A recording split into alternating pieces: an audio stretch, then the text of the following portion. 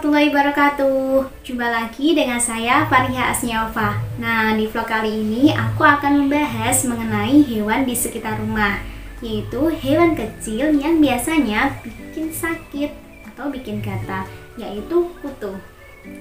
Nah, kutu ini sendiri memiliki banyak sekali ragam jenis. Apa saja? Yaitu ada kutu beras yang biasanya kita temukan di beras, ada kutu busuk atau kutu kasur yang biasanya kita temukan di tempat tidur. Ada lagi nih kutu yang biasanya nempel di dinding-dinding. Lalu ada juga kutu yang biasanya ada di hewan peliharaan kita seperti kucing, anjing ataupun kerbau. Nah, yang terakhir ada kutu yang biasanya ada di rambut kepala manusia atau bisa disebut dengan kutu rambut. Nah, hubungan antara kutu rambut dengan manusia ini merupakan contoh dari simbiosis parasitisme. Kenapa?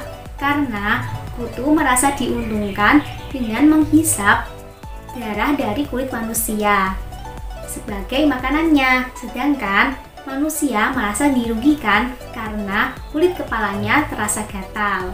Nah, membahas mengenai simbiosis. Sebelumnya, kalian harus tahu dulu nih, apa itu simbiosis? Ada berapa macam simbiosis? Nah, mari simak dulu penjelasan berikut ini. Simbiosis merupakan bentuk hidup bersama antara dua individu yang berbeda jenis. Nah, ada 3 macam simbiosis, yaitu mutualisme, komensalisme, dan parasitisme. Simbiosis mutualisme merupakan suatu hubungan dua jenis individu yang saling memberikan keuntungan satu sama lain. Contohnya, laba dan bunga, jamur dan akar pohon pinus, burung jalak dan kerbau. Nah, burung jalak dan kerbau ini, kerbau memperoleh keuntungan dengan habisnya kutu-kutu yang menempel di tubuhnya, sedangkan burung jalak merasa untung karena mendapatkan makanan berupa kutu.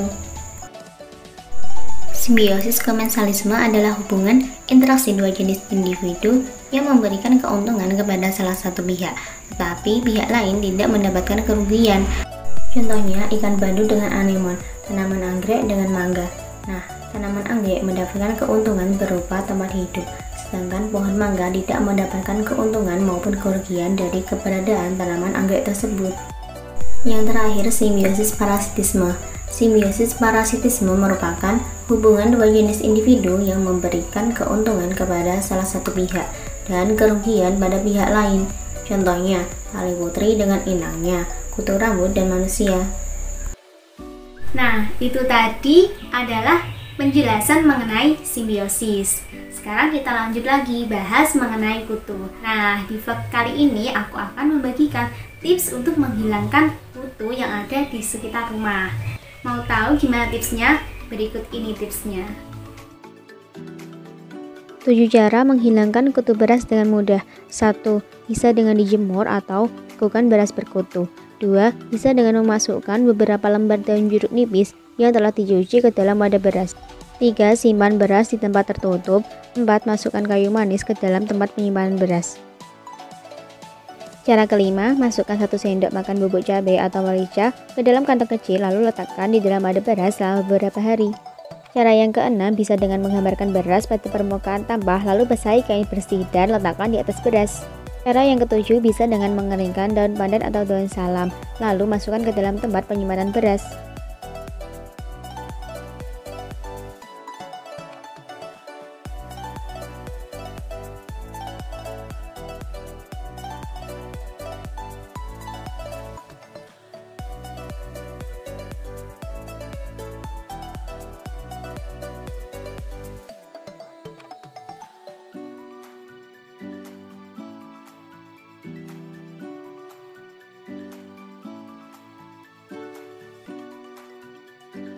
Berikut ini 6 cara alami menghilangkan kutu rambut. Yang pertama, bisa menggunakan garam, yaitu dengan cara mencampur garam dalam cuka, lalu larutkan di dalam botol semprot, kemudian semprotkan ke seluruh kulit kepala dan rambut. Yang kedua, bawang putih, caranya haluskan bawang putih hingga menjadi pasta. Yang ketiga, tea tree oil, dan yang keempat, minyak zaitun. Cukup dengan mengoleskan minyak zaitun secara merata, kemudian biarkan semalaman. Yang kelima yaitu minyak kelapa, caranya dengan menghangatkan minyak kelapa terlebih dahulu. Dan yang terakhir ada baking soda. Caranya yaitu dengan mencampurkannya dengan conditioner. Sekian dari saya, semoga informasi tadi bermanfaat. Sampai jumpa di vlog terakhir. Wassalamualaikum warahmatullahi wabarakatuh.